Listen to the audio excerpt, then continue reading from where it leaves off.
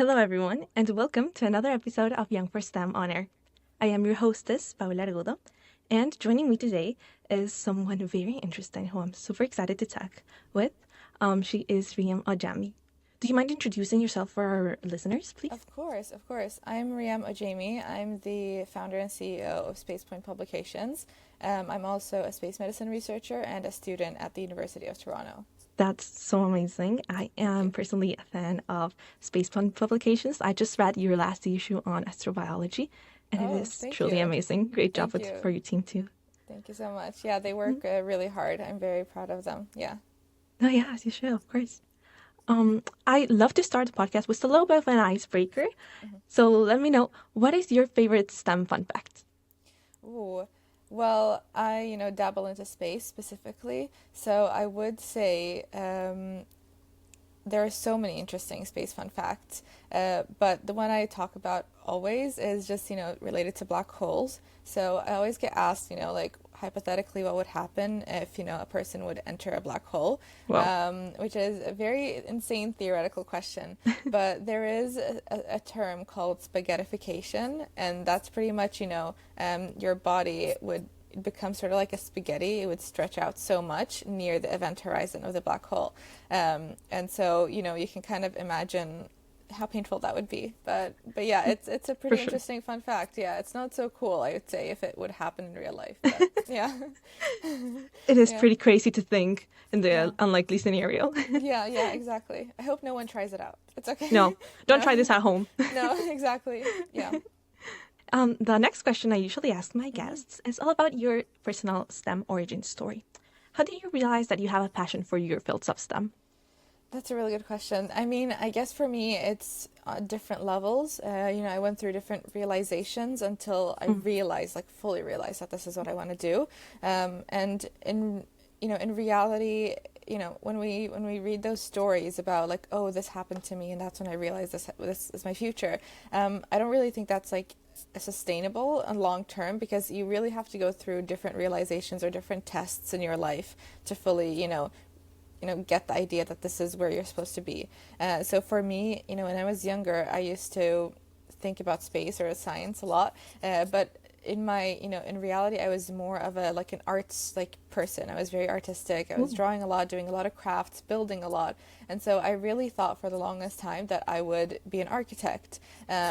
So yeah, and then I thought about space architecture, but then I didn't really know about that, and then I really went through a period in like seventh grade where I used to just read medical books. The other books in my school library, my middle school library, they were drawn on, or there was like like graffiti and writings on them from the other students. So I really didn't have another choice but to try out the medical books okay. because no one touched them, no one wanted to go near them. Like yeah, that's why. So it was safe for me. So I used to like sit in the corner, even sit in the bathrooms and just like read like medical books, and that's when I really realized that I can't imagine myself being anything other than a doctor. And then yeah, I sort of tied that into space as well. So now I do space medicine. That is amazing. I love how you were talking about how you had different levels of realization Hmm. and how in the end your story ended up like intertwining so like Exactly. these fields. Yeah. It shows to go that STEM also evolves with us, right? Exactly. Yeah, yeah. It's really good. I mean, if you notice that, your life is sort of leaning you towards a specific trajectory, just follow the flow. Just go with the flow. Yeah. Absolutely, of course. And I love how this ties into our next question Hmm. because, well, your research, as we talked about, revolves around space medicine, and this is such an interdisciplinary field. How would you explain it or like describe it to someone who has never heard of it? Okay, so about space medicine in general, it's sort of because we have studied the human body on Earth for the entirety of human Of civilization, course. obviously. So if you just imagine putting a human in space and studying them there, that's basically just how it is. It's just a different location. Now, the closest thing that we've come to, like space medicine so far here on Earth is studying, the human body in extreme environments. So that is sort of like similar, sort of a simulation to how it would be in space. So a lot of the work being done about space space medicine also ties into, if you were in the middle of nowhere, how would we be able to provide medication in emergent situations for you?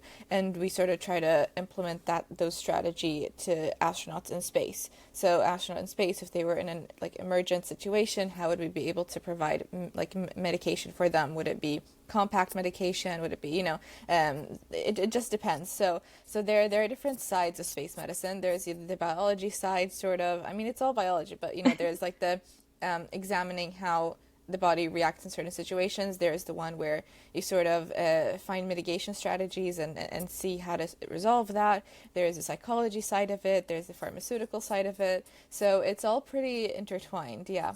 One of the most amazing parts, I think, is the neuro side of it, which I personally really love, as well as the cardiovascular side and the ocular side. So the eyes and are really amazing how you wouldn't think about it, because it's just eyes, but actually there's so much going on for astronauts in space with their eyes. So I really recommend anyone who's interested to read about that. I love how it's a field that spans so many other topics, how wide it is. And I'd love to know more about your research specifically. Yeah, I can't really talk about it in much detail, if you're a researcher, if you're doing some sort of research, you understand sort of why. First of all, I guess with research in general, it's very up and down. You don't really know what to expect. So it's a bit, difficult to talk about it, because I can't promise anything, or I can't, expect to deliver anything really. But what I'm looking at is how brain energy metabolism changes during spaceflight. So it's, because your brain uses 20% of your entire body energy. So the brain is a small piece of your body, but it uses so much energy. So yeah, I'm looking at how, the microgravity and zero gravity impact, breakdown and creation of energy in your brain. So it's pretty interesting, because there are a lot of terminologies that are being created sort of just for this specific study.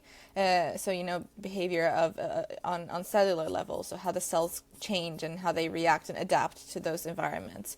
And it's really something amazing, because it's sort of like the quantum physics of biology. Yeah. I love that. Looking at the very, very small changes, so yeah.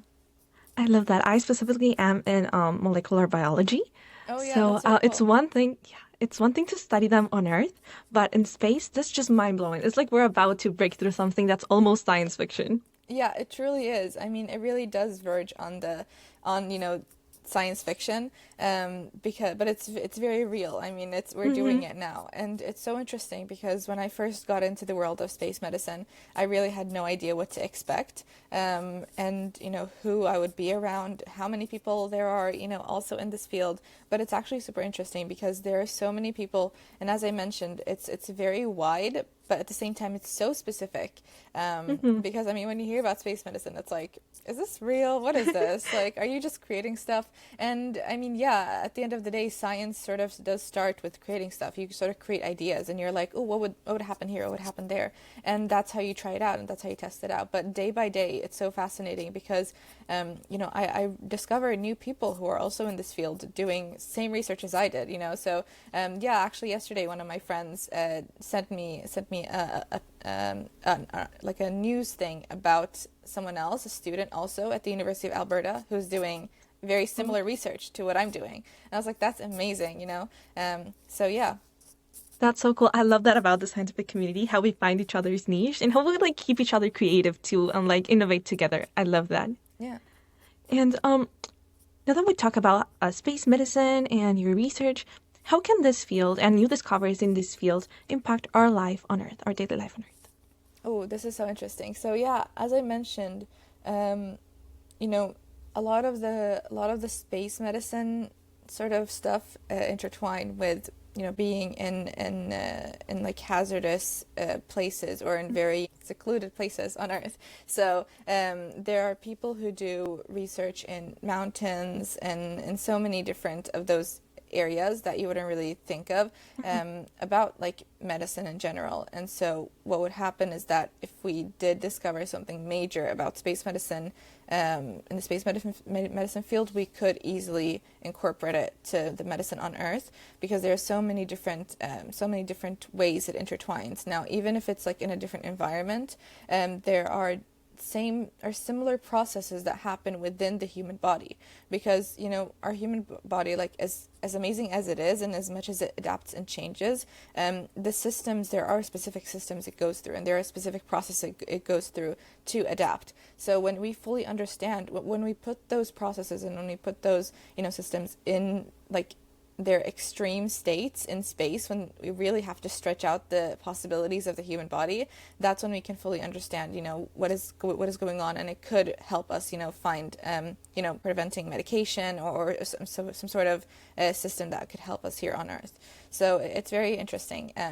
So yeah, I can't talk into like specifics or details because it gets super sciencey. But in general, yeah, I mean, it's important to question those things even, because there are a lot of things that go on in the science world, and a lot of funding that is sort of being cut off from the science world. And so it's very important to question, okay, the research that is going on, is it really useful for us, or is it just useful for the people who are able to go to space? And those people are not the majority of the people on Earth. And as much as I love space, and as much as I love science and its craziness, I do think that always our priority should be people on Earth and Earth. So yeah, I really like when people ask me like, okay, space medicine, but what about the people on Earth?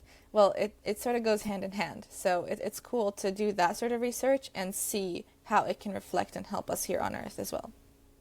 That's amazing, because as you were talking, I was just thinking about how you would talk about people and how to get medicine to people in extreme environments, in extreme conditions, and then to the public in general. And I found that maybe those are the people who need it the most and who are like most overlooked in research and here on Earth. And so getting to help them out in how like space medicine is not just like separate from our daily lives or from those who really need it on Earth. Yeah. I found that fascinating. Yeah, actually, it does remind me. So a few months ago, I was at a conference, and I heard someone from the indigenous community speak about how, medicine specifically, and how it's delivered to the people of the indigenous community in their areas. And so I just found that amazing, because it really does provide a very worldwide view of how providing medicine in such extreme environments sometimes, and to people who don't always have access to it in the fairest ways. So I just found that really interesting, and I personally went up to her and thanked her for that, because it was just so inspiring to see her speak about that. So yeah, I do hope that space medicine does reach out and really help people. And even though you're not particularly in microgravity or experiencing solar radiation, just I guess being able to learn how the body is affected by those situations, and how we can understand the limits here on Earth as well, can help everyone. So yeah, it's interesting. Amazing. We'll see in 10 years maybe how it goes. Yeah. I have a good feeling. I think I have a good feeling about this. Yeah. That's for sure. Yeah. We're headed towards lots of innovation. Absolutely. Now I'd love to pivot a little bit. We love STEM here at the podcast and in this organization, but we're also all about propelling students and young people forward. And since you have a lot of expertise in the topic, what recommendations would you give to students who want to start getting involved in research? That's a question I get on a daily basis. Yeah, it's very, very difficult to answer that question, because I can only share my experience with it, and so yeah, I've had a lot of experience, I guess, for a person my age and my stage in life, but there are people out there who are doing way better than me, trust me. So yeah, but I guess it's all, unfortunately, depending on your environment, on the circumstances being delivered to you. So, I would always recommend taking initiative. That's something I can recommend for anyone, despite where you are, and if it's geographical location or just a state in life.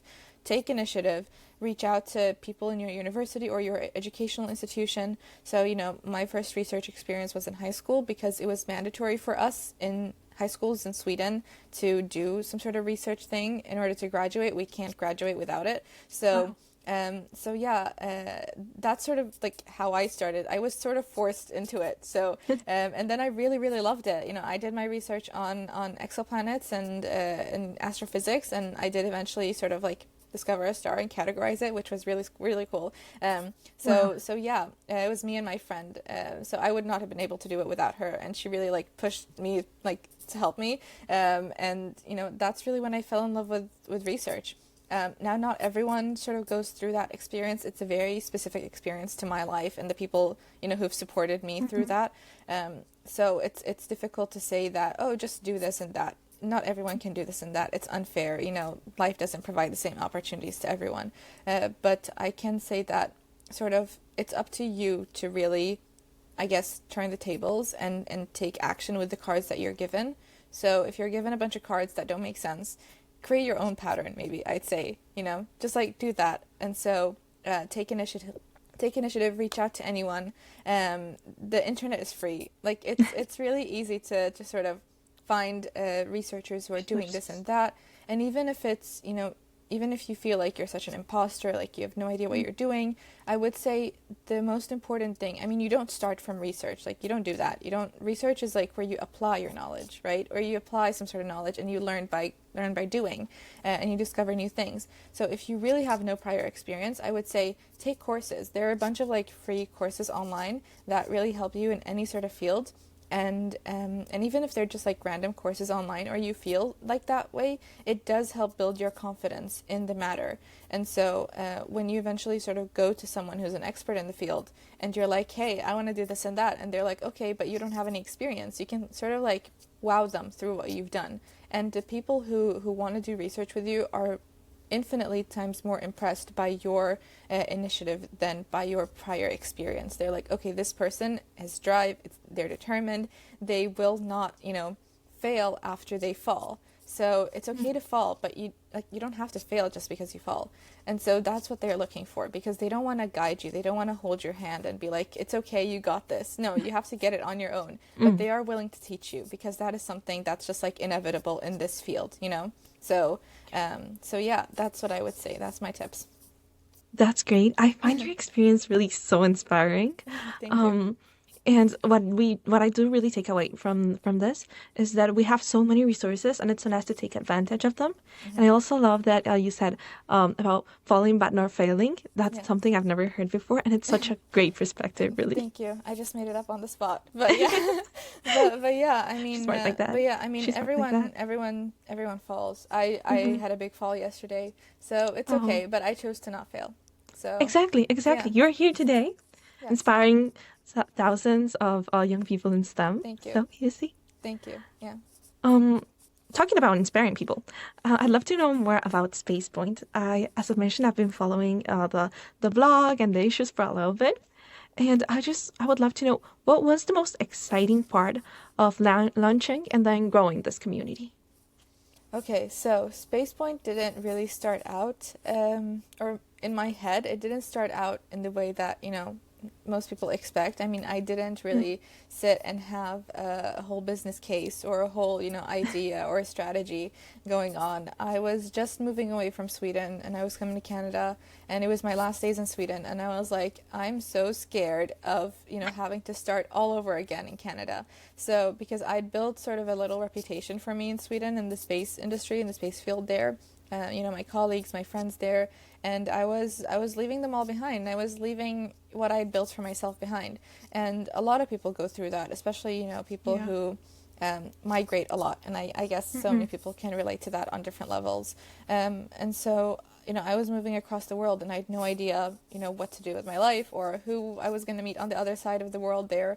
So I wanted to create a space where I could sort of you know, put everything that I'd learned into one thing. So, you know, I'd worked in, you know, in my high school magazine before. I'd worked, you know, as a photographer. I worked as an illustrator. I worked as a, you know, science communicator. I worked in the space industry there for a lot of, like, so many years, and with my connections and everything. So I really wanted to put everything into one one piece, one place, and that's really how I created Space Point. I mean, it was like my point to space, like it's the point, right? Of course. But yeah, actually, fun fact: the Space Point name was created years before that. I found like in my old journal from a few years ago that I just written down the name Space Point, Really? like years ago. That's So crazy. yeah, I know. So and it just came to me like there when I was creating like Space Point as we know it today. It just came to me like, oh, I'm gonna use this name I Space love that. Point. So yeah, Yeah, that's the origin yeah. story. Yeah, but yeah, and then I started posting about it, and I didn't have as much followers back then at all. I probably had like less than 1,000, I swear. So it would like I was just like it was my private account. It wasn't really anything. But the friends that I did have back then really supported me, and I was like, okay, so maybe I'm not insane. Maybe I'm like creating something here, and that's when I really expanded Space Point. I started creating its own account. I posted a lot, and I was very consistent. It was very important for me for the first 6 months, especially, to be consistent a lot. So I wanted to be able to create a platform where people could rely on it, because there's so many things we can't rely on in this world, and I wanted to bring some sort of thing that people can like trust, like, okay, every Friday new blog article, every 3 months new magazine. So I wanted to sort of deliver that in the best way I could. And then, I sort of went viral. I reached thousands and thousands of people, and I posted about, who wants to work at Space Point. And I actually got over 800 applicants, which was pretty insane. Wow. And I went through them each, like one on one. Wow. So yeah, a lot of people are like, Riyam, you could just use AI, but Space Point is my baby, and I really wanted to see, who could deliver. And actually, a few of the people who work with me, they impressed me so much that I actually created spots just for them. Like, I didn't even think of like, wow, this is amazing. So I created positions specifically for their expertise, Wow. because I really thought that they could really bring something to the table, and they all have. So yeah, I mean, that just goes to show just how much effort and dedication I put into Space Point. So yeah. It definitely does. You really have done it all from creativity and photography and science communication and Thank you. research. I Yeah. find that amazing, and that Space One just came from like that outpouring of all you had in mind. I myself also migrated to Canada last year, so I can Yeah. definitely relate to that. Yeah. And what I find even more mind blowing is your team, because from reading the issue, I was like, wow, this is such a group of people that really cares about delivering the best information, the best articles, the best, graphic design they possibly can. And that shows, and that's what truly impacts people, I guess. Yeah, they're wonderful. I mean, I always hear that like the thing that really sets SpacePoint apart in this industry is the visuals and the way we communicate Hmm. it to people. And yeah, I mean the people, the researchers who do all the gathering of the science and the sources and everything, they're wonderful. Some of them are PhD candidates, master's graduates, and we also have bachelor students. So it's really like a wide range of so many people who are invested in this field. And then our writers are communication students, graduated journalists. So it's amazing. And we also have people who are just interested in writing. So it's a very wide range, and it's sort of up to me as a manager to sort of, or like a founder and CEO, to put it up to the team managers to sort of decide who is best for what. So it's very important for me that I don't micromanage, and I don't act as if I know what's best for the people who are in this field. So I sort of let the experts that I chose decide that for the rest of the team, if that makes sense. Yeah, So yeah. yeah, and it really shows that you have made great decisions, and that trust in them too Oh, yeah. has, really Absolutely. shaped this magazine. Absolutely. Thank you so much. Yeah, I'll let them know. Please do, please do. Um, okay, we're reaching towards the end of this episode, unfortunately, but I do have one last question, and Yes. it's Riyam, you are an influencer and activist, the founder and CEO of SpacePoint. What inspires you to keep exploring STEM and even beyond? Oh, that's a that's an interesting question.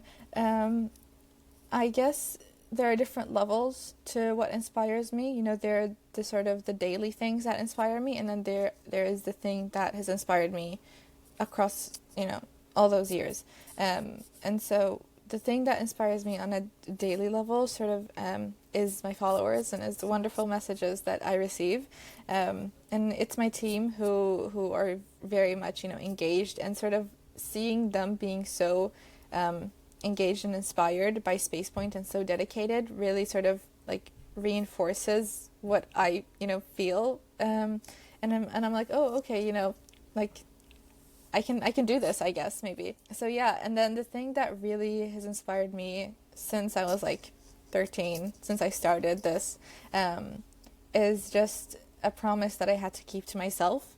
And I guess at some point we all go through like a very like life-changing event that really turns it all around. And we go through that on different levels, but I sort of wanted to stick to my promise that I made to myself at that age. And every day I sort of try to live up to that promise, and it has worked.